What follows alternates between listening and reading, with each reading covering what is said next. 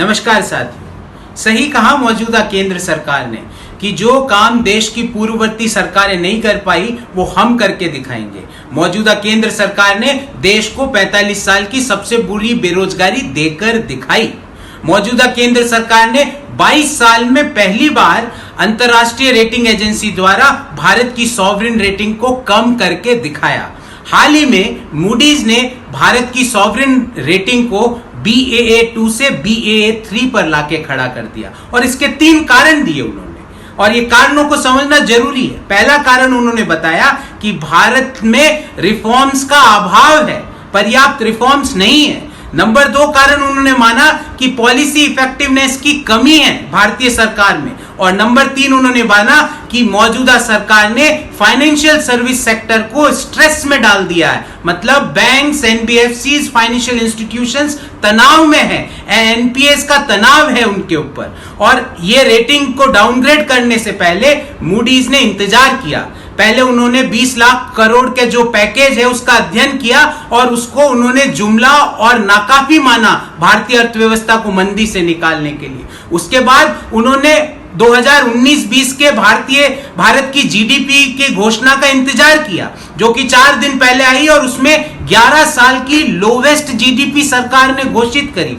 उसका अध्ययन किया। और नंबर 3 उन्होंने सारे उन उपायों के लिए वेट किया जिससे उनको लगता हो कि जो कोरोना के आपदा के पहले जो मंदी थी उसको निपटाने के लिए सरकार ने क्या क्या कदम उठाए, और उन्होंने माना कि ये सारे कदम नाकाफी है। इसलिए उन्होंने भारत की सॉवरिन रेटिंग को कचरा रेटिंग के जस्ट 1 पदान ऊपर रखा है, BAA2 से BAA3 पर लाके खड़ा कर दिया।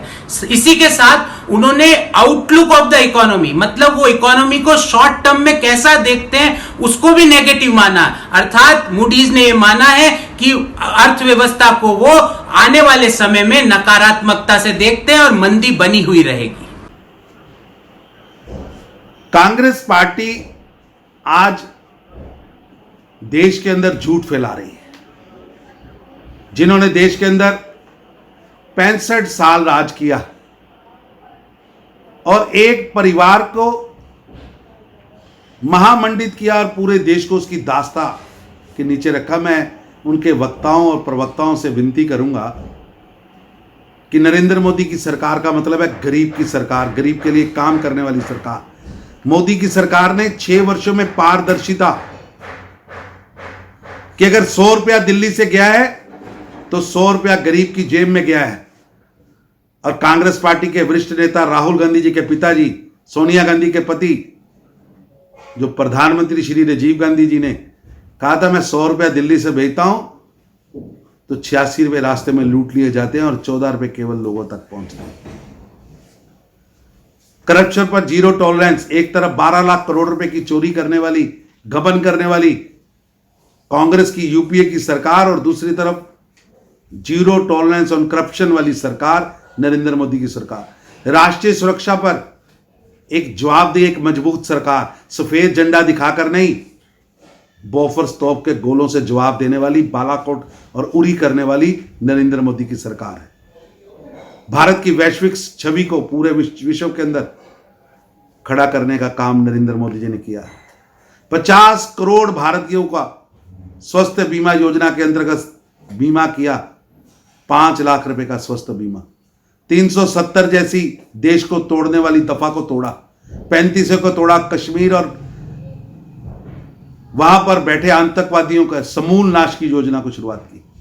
और आज ये हालात है कि कश्मीर के अंदर हिजबुल कमांडर सुबह बनाती है और रात को मार दिया जाता है। 9.5 करोड़ किसानों को सम्मान निधि के साथ जोड़ा, उनके बैंक अकाउंट में सीधा पैसा भेजना शुरू किया। किसानों के लिए दर्जनों योजनाएं, फसल पैदा करने से मार्केट में बेचने तक नरेंद्र मोदी जी ने काम किया। इकोनॉमिक फ्रंट पर भारत को एक शक्ति बनाने के लिए नरेंद्र मोदी जी की सरकार ने जो अर्थव्यवस्था फ्रीजर में पड़ी थी, फ्रजाइल अर्थव्यवस्था, दुनिया कहती थी कि भारत की अर्थव्यवस्था फ्रजाइल 5 में है, उस फ्रजाइल 5 से निकालकर टॉप 5 में पहुंचाने का काम नरेंद्र मोदी जी की सरकार ने किया। Ease of doing business, Bharat 2014 से पहले 142वें स्थान पर था, आज 63वें स्थान पर पहुंचा है। भारत 1 ट्रिलियन की अर्थव्यवस्था थी, आज 2.5 ट्रिलियन की अर्थव्यवस्था पहुंचाने का काम नरेंद्र मोदी जी ने किया है और टारगेट दिया है कि 5 ट्रिलियन तक की अर्थव्यवस्था बनाने का काम भारत की सरकार, नरेंद्र मोदी की सरकार करेगी। अरे आप बेरोजगारी की बात कर रहे हो, इस देश के अंदर सबसे ज्यादा रोजगार उत्पन्न करने वाली सरकार नरेंद्र मोदी जी की सरकार है। सरकार के आंकड़े, पीएफ के आंकड़े, रोजगार के आंकड़े जनता के सामने हैं।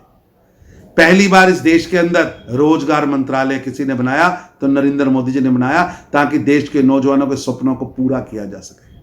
पूरी दुनिया मंदी में, दिसंबर से कोरोना चल रहा है, चाइना की अर्थव्यवस्था चरमरा गई, विश्व की अर्थव्यवस्था चरमरा गई।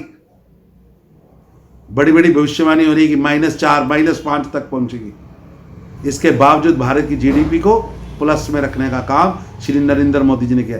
इतने नकारात्मक वातावरण में देश को दोबारा खड़ा करने का, आत्मनिर्भर बनाने का मंत्र नरेंद्र मोदी जी ने दिया है और निश्चित रूप से भारत एक शक्ति बनकर रहेगा।